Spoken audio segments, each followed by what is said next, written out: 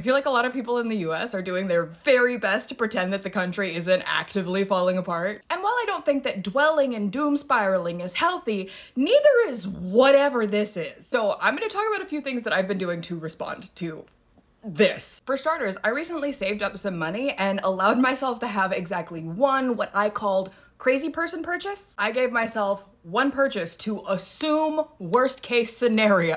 And now my guest bedroom slash studio is filled to the brim with enough non-perishable food to feed a small army. Also, my household is preparing to go almost entirely vegetarian. In a bunch of different cultures and throughout a lot of human history, consistent and reliable access to quality meat products is and was a luxury. And if you're sitting there thinking that there's no way that Americans are gonna lose access to meat, notice I say quality meat products. So the last thing I've been doing has been expanding my palate to shrink my pantry. If you can make ramen, but you can only make it with one flavor profile, that's one dish. But if you can make ramen 7 different ways, you can have it every day of the week and not get bored. And I grew up the kind of white where you pronounce the H, okay? My process for making ramen began and ended with boil water, add noodle, add flavor packet. But now that I've expanded my palate and upped my spice tolerance, the wonderful world of ramen has just opened up for me. I'm learning how to make things like lentils and tofu. My household has a lot of expenditures that we can't really compromise on, like medication and therapy. But we also have expenditures that we just don't want to compromise on. We're musicians and I'm a coffee addict. So one of the compromises that we're deciding to make is to buy basic ingredients in bulk and rely on our spice cabinet to do a lot of the heavy lifting. Find the things that will help you get through this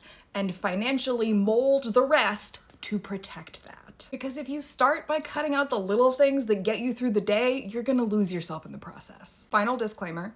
I am fully aware that the fact that we can pick and choose where we compromise is due to a level of financial privilege, which is exactly why we feel it's our duty to do what we can to help those around us as well. Only a very small portion of that crazy person purchase was for my household. We are alleviating financial pressures through food, and the goal is to be able to do that for others as well.